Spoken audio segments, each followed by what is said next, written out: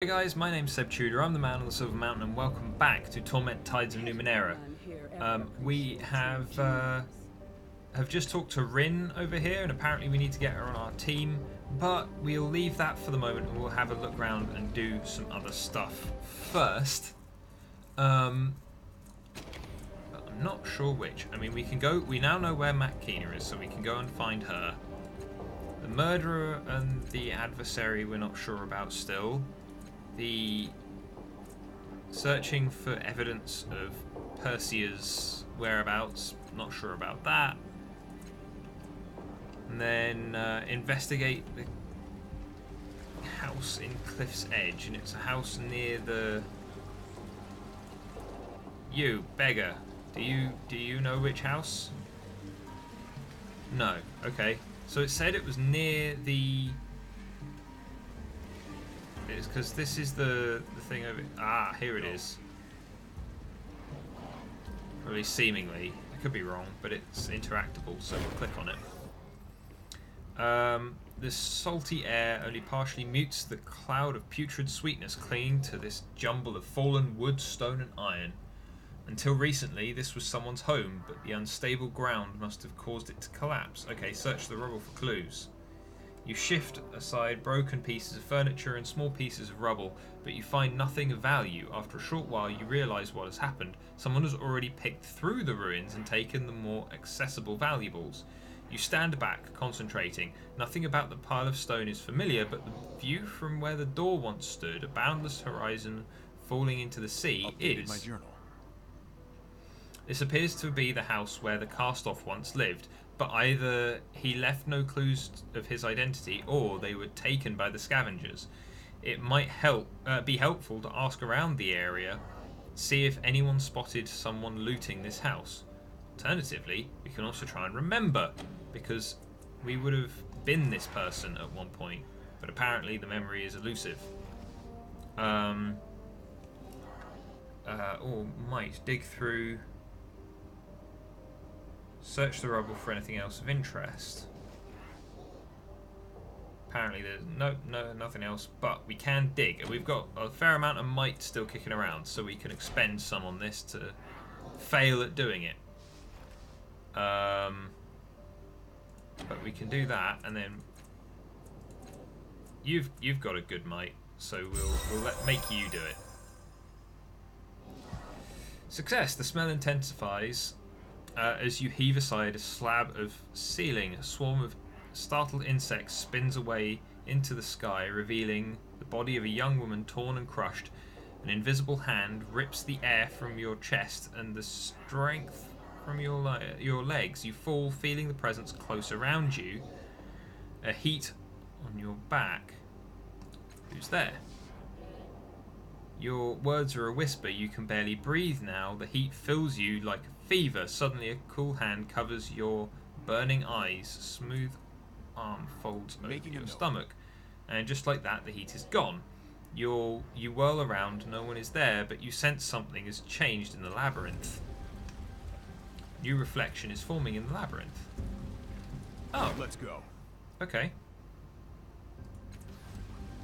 Then...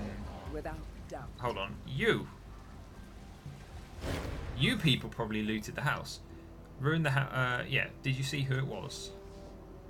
Yes, but I wonder if I can convince you to share something with us in exchange for your help. Will you tell us about your birth? Truth. I awoke miles above the world, falling to my death. You can't be serious. It's true. Without getting into the particulars, I survived the fall and came to understand myself. Amazing. None of you were lucky enough to wake up in bed, were you? Well, a deal's a deal.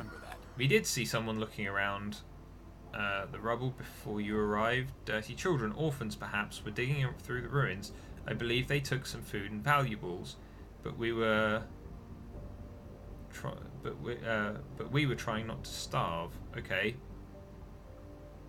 Who lived in that ruined house? A man, but we don't know his name or where he is now. He always takes good care to avoid us. Why are you less deferential than... Oh yeah, right. There. Okay, that's fine. So the children that already hate us are are likely to have been the ones that stole stuff. So leave me alone. I'm not talking to you. Go. Yeah. Now it's dead. Poor thing. I never did anything to anybody. Why did you do it? It couldn't take care of itself. What I did was a kindness. The stitches was causing a panic. Your neighbours wanted it removed. Couldn't take care of itself. I know it couldn't take care of itself, but that was no reason to kill it. We would have looked after it. What do you want? Someone saw children playing in the ruins of the collapsed house. Was that you? That was Zeb and me. He got some food, and that would have gone bad. That would have gone bad anyway. I found something even better, but it's mine. Show me what you found. I'm curious. She hesitantly takes it out of her pocket and shows it to you, though it looks like she might snatch it back at any second. It looks like a small metallic cube. There is something off about the geometry, as if you weren't quite seeing it in perspective. It's a trick box. I don't know why, but it just felt right when I picked it up. I haven't figured out how to open it yet, but I will. It's lovely. I'm sure you'll find it. It's not yours. I have to return it. I didn't steal it. I found it, but I guess if it's someone else's, they should have it. It's for a good cause, I promise. Okay. I'm making a note. What was that? Was that all you wanted? You know who lived in the house next door? Lady named Scora. Oh yeah, the nano sorceress that they mentioned before. Okay, absolutely. So we've got this. This is a metallic cube recovered from the ruins of a collapsed house in Cliff's Edge. It's etched with tiny symbols, but the means of opening the box is not obvious for a cursory visual inspection. Okay, puzzle time. At first glance, this metallic cube seems simple enough. Then you see light reflecting off a myriad of tiny, silvery panels within. Behind them is an intricate network of coils and springs. Something rattles within. Okay. Examine it. You raise the cube to eye level and shake it again. Nothing moves within, but once again you hear the rattle of an object trapped inside. Something rough grazes the edge of your thumb. Turning the cube sideways, you see a finely etched diagram, a labyrinthine network of circuits. Excuse me. It means nothing to you. Perhaps one of the experts in machinery lore in the city may be able to make sense of it. Smell it. Beneath the expected greasy stench of metal, you detect salt. The mingled aroma of heated metal and stone. Fearsome sense of nostalgia grips you for a moment, tied to absolutely nothing that you can recall. Squeeze it! You press the box between your palms and it collapses with a satisfying, hissing series of clicks. When you let go, it immediately springs back, seemingly rigid shape. Okay, we'll put it away for the moment. We'll take it to the Order of Truth. But first, what we should do... How much money have we got again? 181. Okay, so we should be able to go... We should be able to go and rest. And then talk to... talk to our friend at the front desk to help us jump into our mind and find out what this new reflection is that's forming.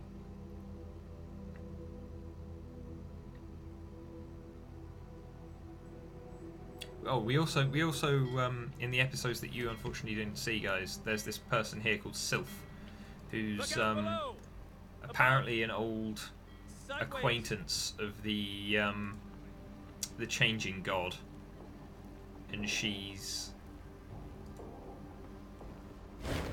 a machine intelligence and kind of pass things on. Oh, we can ask her about Persia. She's said to be beautiful and has purple hair. Have you seen her?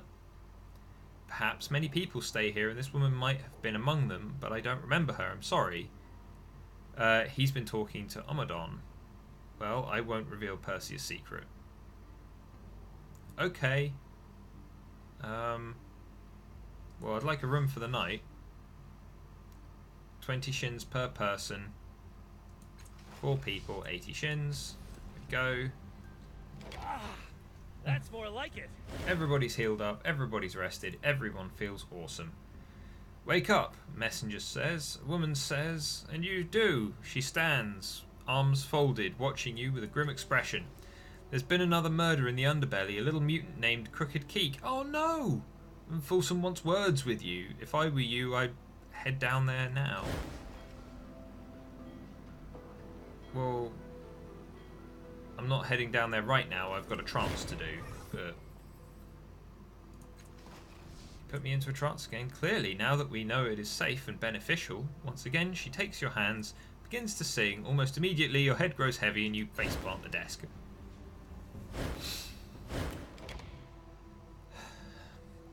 Right, what's this new reflection then? Let's see what's going on.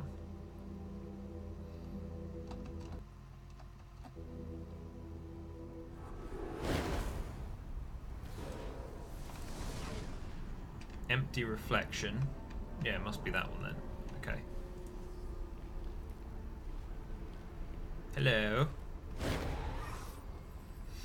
Woman-shaped hole in the air stands before you, her palms outstretched, and you sense something different. A smell, if emotions could smell. It is sharp, confusing, and a sense of displacement. Somehow this woman shade knows she does not belong here in your mind. Making a note. Oh, a reflection of from a different cast-off, isn't it? She's lost something. Something out in the world that she misplaced or was taken from her. If you want to draw her heel, you'll have to find it. Well, I think we've got it.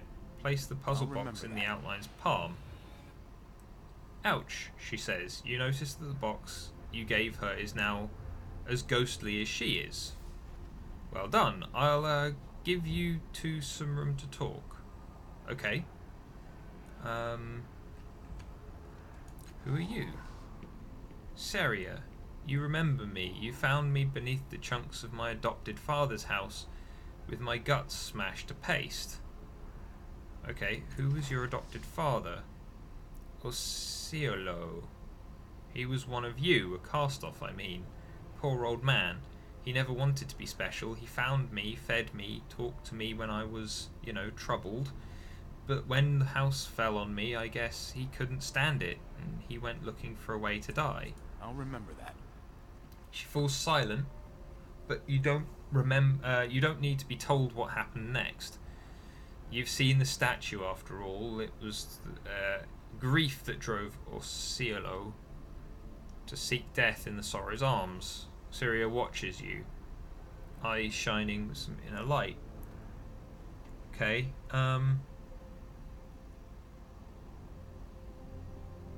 You were important to him. Do you know why? He thought he could help me. He tried to calm me when that woman's voice in my head said I was her and not me.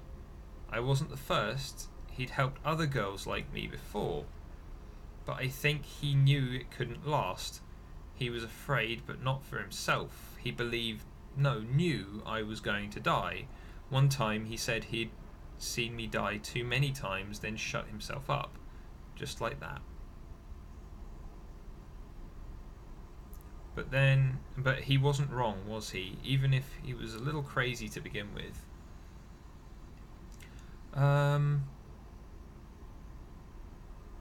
No, he wasn't wrong, but you're here now. Sort of. I'm not really me, though. I'm a reflection of what my father saw of me. The only piece of his mind that's left.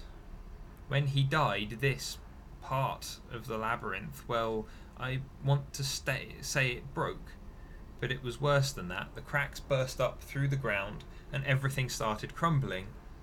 I could feel parts of him slipping away, snapping off. I'm glad you brought me here. I would have fallen apart eventually, and then there'd be nothing of him left, nothing of either of us. Okay. So, creature named the Sorrow. No, he didn't abuse his power like some of you do. Didn't pull against the tides or use them as weapons. He never wanted to be noticed, to be found. Did it matter? Didn't matter, did it? Right, okay. So... what about the puzzle box?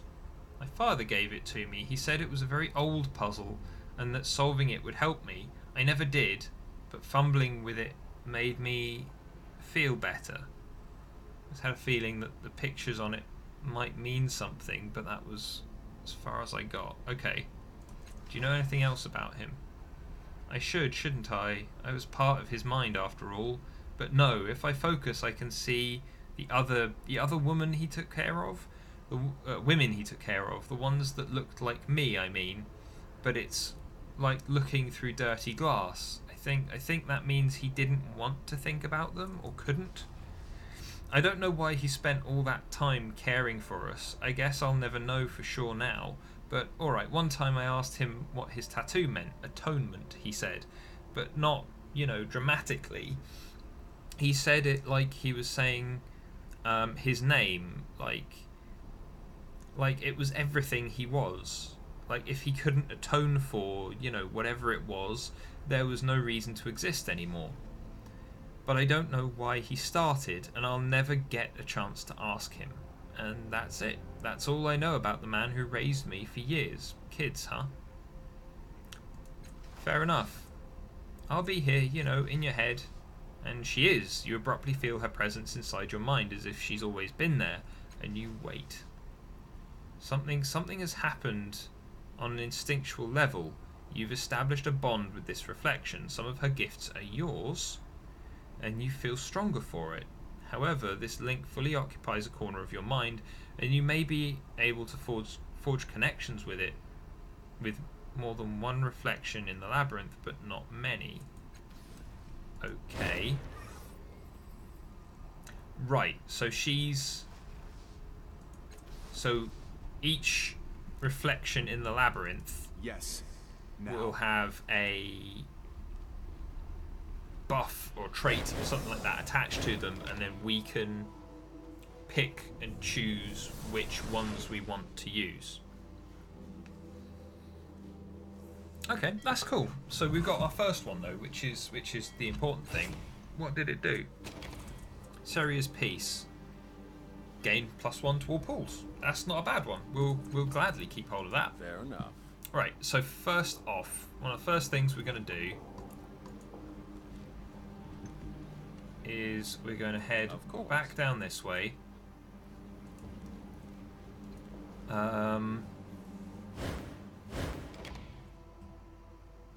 For reasons. To go and talk to the loss of self girl, who also seems to have a woman in her head. Well, because now that we've got Seria in our head, who seem to be suffering from a similar thing, maybe we can help her too. Good, you're back. Talk loud, it eases the pain. Want to hear the woman in your head. Fighting only hurts, you let it go. Hear about the woman in your head. No, shining vial on your...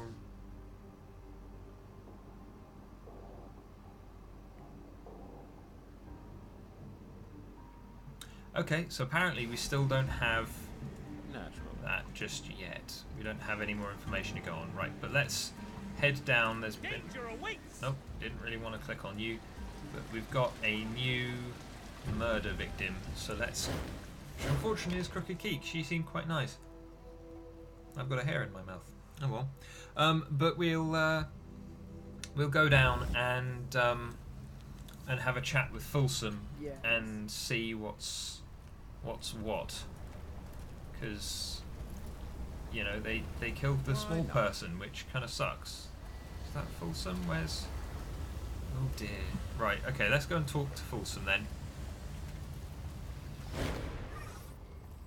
Someone else was murdered in your absence. A woman called Crooked Keek was killed by the water. I ask that you share any information you have, and if you do not have any, find some. Do you have any new insights into the killer's motives? I do not. Weedle was the cornerstone of my plan for this city. His death pains me. But Keek's death was only robbed the underbelly of her smile. I cannot imagine why she was a target. The killer might be mistaken. Confused is more likely. Okay, well, let's go and take a look at the new crime scene. As you wish. Let's get our deerstalker out and do some detectoring. Right, okay, so inspect the hand in the pool of blood. Seems the same. Nothing else remains of her apart from the hand in the pool of blood. Examine the circle on the wall.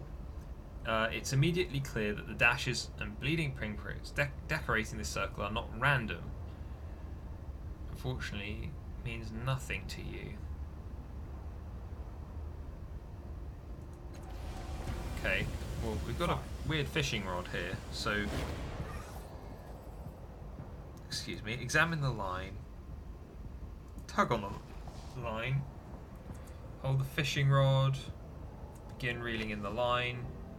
Oh, we got a fish. Did we want a fish? What does it do? 2 points of speed. Okay. Give it another tug. And again. No, okay, so that seems to just be a once a day I'm ready. kind of speed or potential healing item. Right, okay, so inspect the pool again. Or the hand in the pool. Nothing else remains of the victim. Just... In this world, then. They're being, like,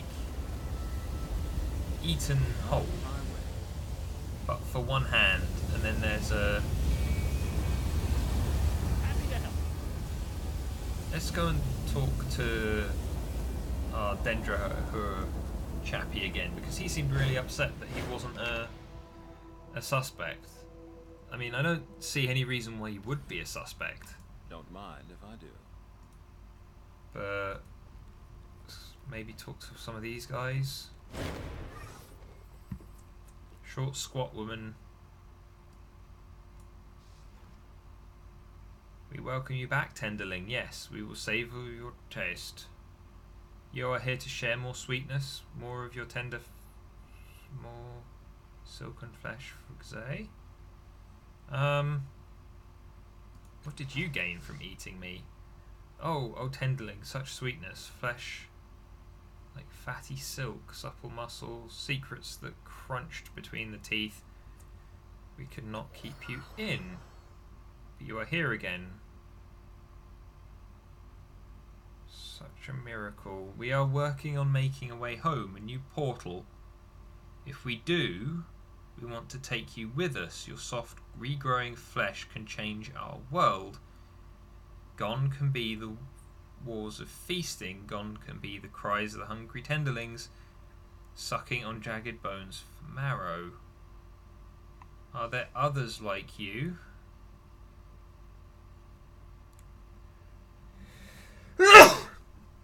Okay, so this person sounds decidedly creepy. We probably should have talked to her earlier. There are many of us. We are happy to hear this. Do us a favour, tell them we want them to come home with us. We offer an adventure, the softest bed in a warm place, a way to change the world. Meanwhile, we can search for a way home. Maybe it is time. Okay, you're decidedly creepy.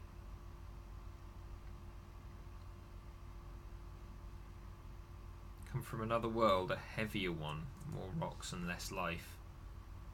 What's the name of your people in your language? You see, it does not translate so well. Okay.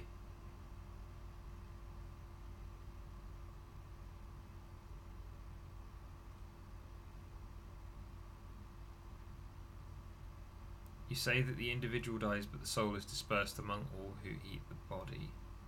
The word is vegetables. Yes. Does not matter. Okay. We heard rumours of the Dendro her magic. Now the portal is gone. Okay, so you came from somewhere else. How many bodies have you eaten? We do not share this. We prefer our feasts to be private, but many, many. Okay. Fair enough. So you... Yeah, maybe not. What about you?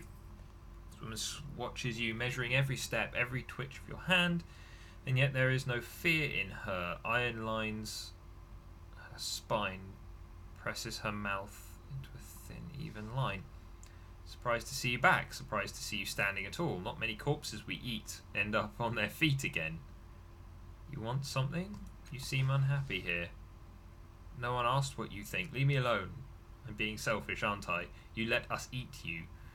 Let us into your head. You don't deserve the edge of my tongue for asking if I'm alright. Fine, I'm not happy here. I want to go. Satisfied? Okay, so why aren't you happy in the Dendrohur? Keep your voice down. I thought this was a place I could settle. For a while I was sure. Should have known better. I don't last long in groups. Couldn't even stand my family. Was better off on my own, even though she trails off. Okay, so your family abandoned you? No, I abandoned them, and it wasn't my real family. I knew that even then. I don't know my family, not my parents, not the Dendron, not him. I don't remember much about my parents. They were butchers, and they had me helping in their shop just about as soon as I could walk. Every night I wouldn't so much sleep as black out, and I started having the same dreams over and over. It was a light. He told me that I was his daughter, that he was sorry he'd left me, but he'd had no choice, that he'd find me again someday.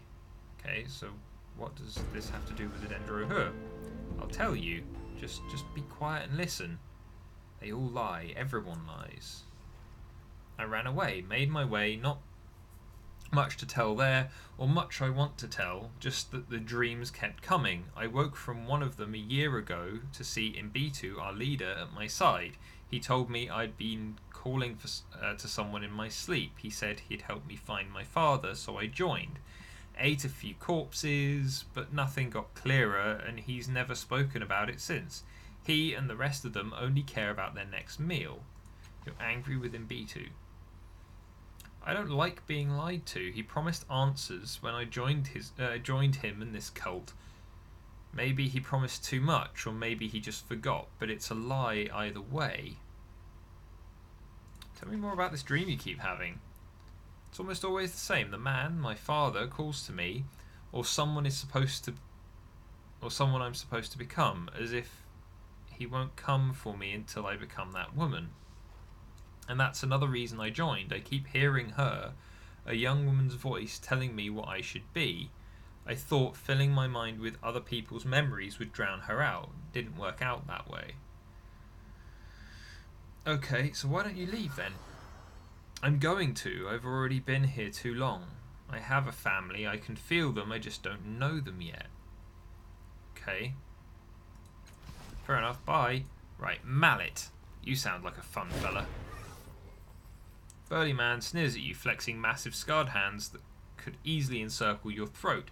His tongue probes his stained, sharpened teeth, and a short, blood-stained club swings from a hook at his waist. Okay, so what are we doing here? I'm going to share some more of that tender flesh. Mallet, Tibir mutters through his frozen grin. This numb slab beat his partner to death over 2 shins, and I'm the one who turned him in. Can't trust him farther than you can throw him or even push him. Why did you join the Dendrohur? I used to do work for Folsom. Muscle work, you know, money was good, but Folsom kept giving me little jobs, giving the best stuff to his protégés. I saw the Dendrohur. Saw the way people respect them, even if you could break most of them in half with 2 hands. I thought that maybe there was room for a man to grow here. I was right.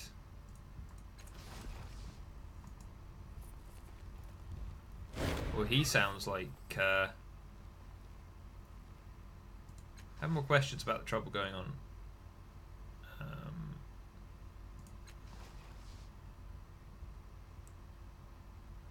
Okay, fair enough. Let's go and have a talk with Folsom about Mallet, shall we? Because he seems somewhat suspect to me.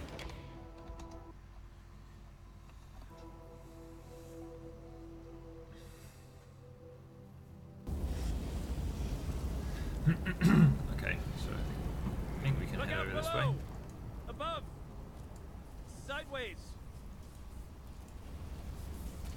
Absolutely.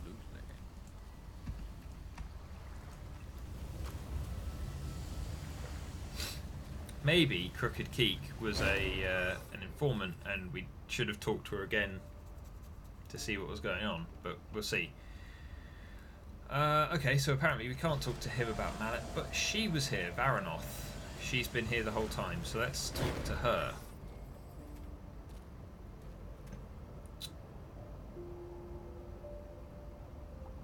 Okay, so she didn't know or see anything.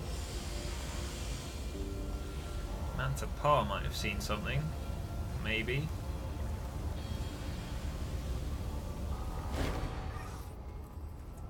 Anything I can do for you? Not unless my friend has more questions for you, which I do. Do you know anything about the murders down here? Now this is a... Okay, no, apparently not. Right, Headless Man. Have you got anything more to say? Brah. Yes. No, okay, alright. Hold on, let's have a quick chat with Allagan. He might not be I've the... already told you. I want nothing to do with this Carradine. But you bring her to my door. Ditch her someplace. And then maybe we can talk. Well, you're an ass. Right, okay, so let's actually head this way and head up to the... What are these? Dark Sphere inhabits almost every eye socket in this obelisk that stretches towards the cavernous ceiling. No one else seems to be paying the odd structure any attention. Like most Numenera, it's simply here, and if it can't be used, it's treated as part of the scenery. The orbs gleam in the dim light. You lean towards them. Are they glass, jewels, eyes? A flicker from one of the orbs above catches your eye. You look up just in time to see the image of a woman leaning towards the surface of the glass. Touch the sphere.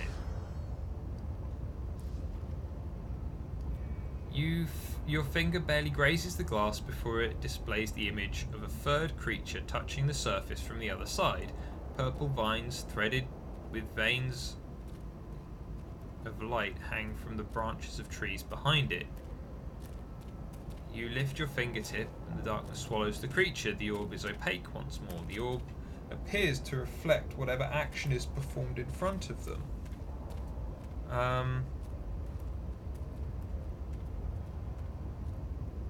Let's hum a little song. Nothing appears in any of the dark orbs. Instead, the whisper of many voices joined in song curls from the obelisks. Okay. Tell the orb a secret. With your lips nearly brushing the surface, you whisper a thought you've never told anyone. A too tall, narrow-hipped being, a visitant, appears in the glass, long fingers clasped. Meeting your eyes, it speaks words you cannot hear. You can, however, sense its thoughts. They tickle an odd part of your mind. Dizziness overcomes you. You suddenly know that the visitants speak stolen words and that blood was spilled to take them, even though the case was just the visitant is deeply ashamed. Okay. Let's touch the nearest one again. Third creature saw before, touch the orb again. Bewildered. Okay. Make a rude gesture at the structure. You make the most obscene gesture you can think of at the glass. A woman with rainbow pupils appears in the glass, flicking her fingertip across her chin. She nods, grinning as if imagining your shock at her daring. She insulted us with her finger! Come out and do that again, I dare you. Towering creature of flesh and crystalline muscle shakes a glittering fist back at him. Aha, another challenger. Come out of there, you cowards. I'll fight you by one or all together. Calm down, everyone we're seeing is probably long dead. Oh, they shouldn't be so rude then. It leads to misunderstandings. Make an even ruder gesture at the sculpture. Feel better, dear? Yeah, sure, why not? Okay, well, that was entertaining. Support him, Slayer. Right, let's head up to the Order of Truth, because then maybe firstly they can help us with the puzzle box, and then maybe they can tell us some other stuff as well. We'll see.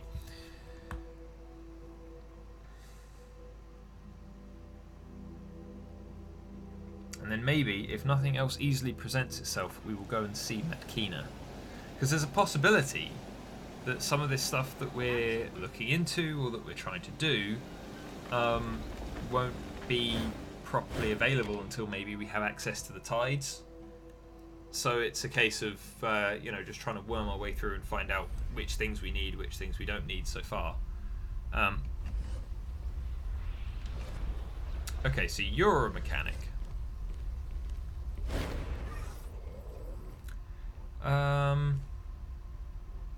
Okay, so you're not that helpful. Snurf is a procreation expert of a sort. Can you... From again, reproductive processes.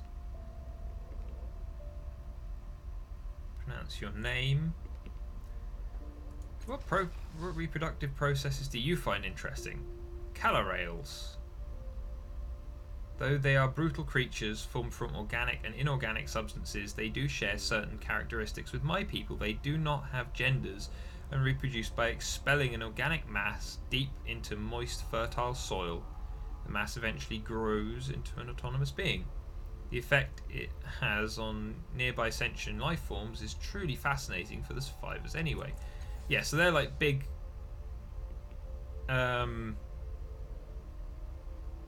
big angry kind of gorilla-like creatures, if I remember correctly. Calarails. I could be wrong. You ever make it with a Nevisian? I think you've misunderstood. I don't engage in intercourse with the various creatures I study. I did once. At least I think I did. Both of us were very drunk. A Nevisian. I thought those were two-part organisms, but again, I might be misremembering the entries from the books. Okay, so... Okay, Lan. So, he's... Okay. At last. Let's talk to Salameri then. Maybe she can help us with this puzzle box. Nope. Okay, fair enough. Well, there is one thing that we've not done here, and that is this. Yes. Because we didn't succeed the last time we took a look at it. So we'll take another look. Let's try and recall, and we'll knock that up to there this time. Distant memory surfaces. You're standing before a large metal cylinder that looms a meter or two above your head. The cylinder is a time capsule of sorts, and you're convinced that what lies within is critical to your latest experiments. The problem, alas, is that the capsule is locked, and the only clue to opening it is the strange glyphs etched into its side. Glancing around, you see dusty tomes, faded banners, metal scraps, and dozens of other objects, all featuring the same strange glyphs. You spent a lifetime collecting every trace of this language that could be found, and decades of your study have finally led to this moment. You look upon the glyphs and you know their meaning. Stepping forward, you reach toward the cylinder as prescribed by the etchings, and it flares to life. Shaking off the memory, you look down at the inscription and realise that its meaning is now clear. The crimson dawn greets the seeker. The violet dusk sees the search's end. Okay, so with that knowledge, can we do anything? Touch the sphere.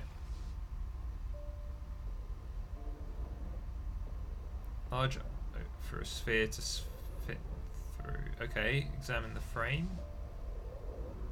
Try to discover what seems odd about the frame. 80% without spending anything. Yeah, we can do that. While examining the frame, you tried nudging it gently and it shifts in an almost peculiar manner. You focus on moving the frame in various directions and discover that it can be easily lifted straight up off the base and lowered back onto it, but it refuses to move laterally, even being held in mid-air. Take the sphere? Pull the sphere from out of the frame through the opening facing you, and it immediately begins to glow a scintillating blue. You pause a moment to make sure there are no other effects, then try to put it with the rest of your belongings. At some point during this motion, the sphere simply vanishes, only to reappear within the frame, once again a dull grey. Apparently taking the sphere will not be quite so easy.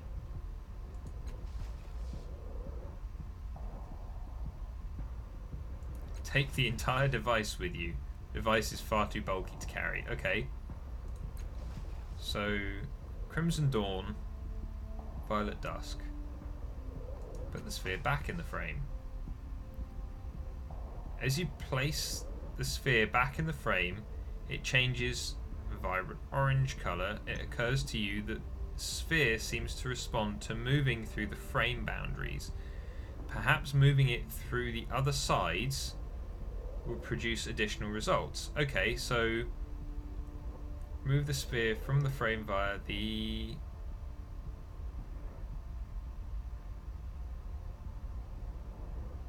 right opening.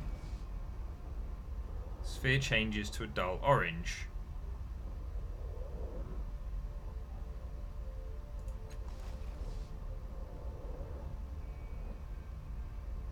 Okay, no. So it's we need to remove the sphere from the right, put it in through the left, and remove it from the right again, right? No. No, I've got it. Okay, so we want to.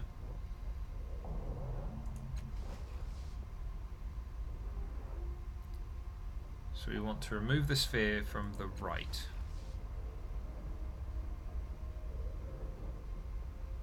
Because the inscription says the Crimson Dawn greets the Seeker and the Violet Dusk, so we want it to be crimson to begin with. All right.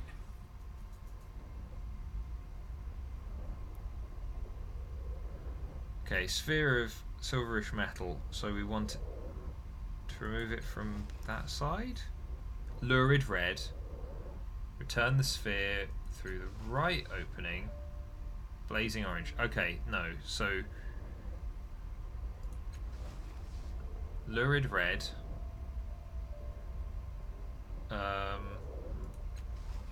Bottom opening.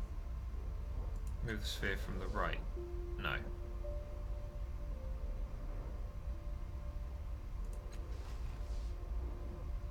Deep violet.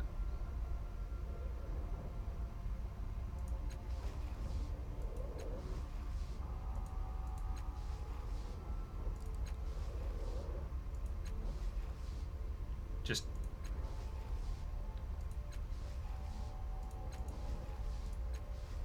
trying to see if. Okay, so the red seems to be. I'm ready. So if we remove it from the left, then it goes red. So that's crimson starts the whole thing. Then we need to get it to violet, coming out what you would think would be.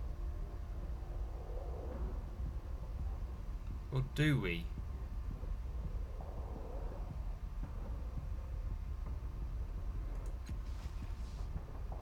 Okay, so that's a cool green.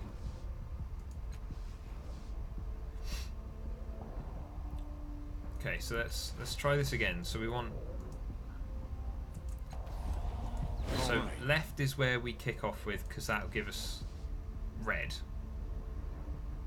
And then which one of these give us. Okay, so that's an orange.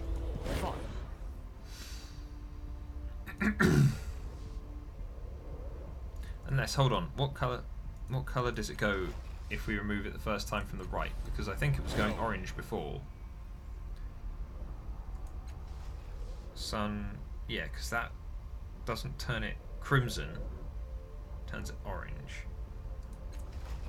So, in theory, Yes.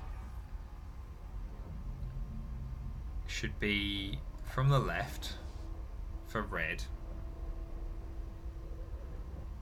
Unless it's unless, hold on.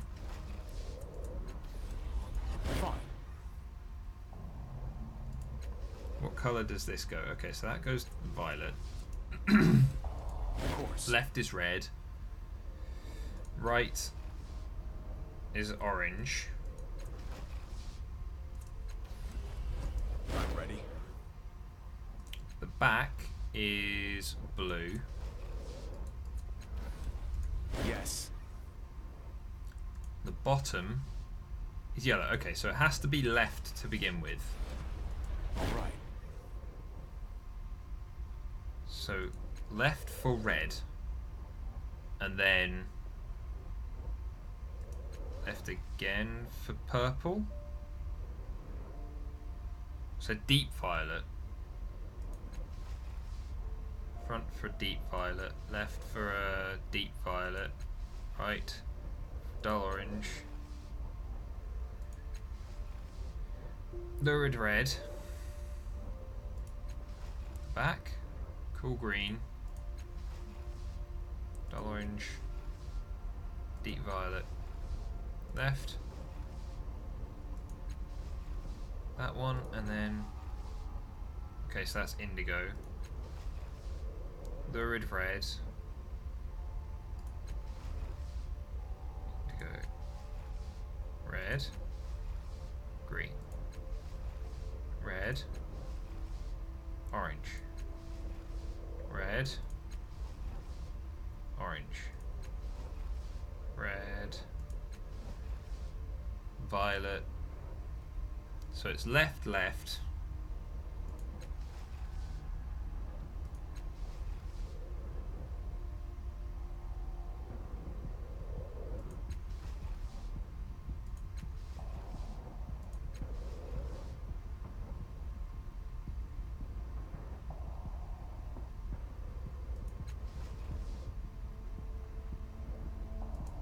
Okay, so that's also deep violet.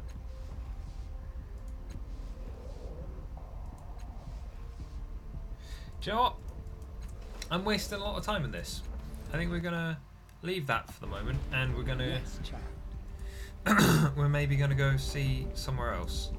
Like let's you know, apparently these people don't know anything about that might be able to help us. So what we will do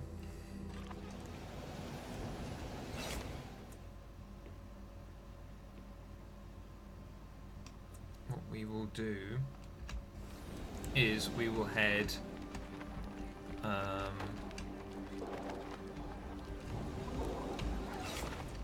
long have we been recording?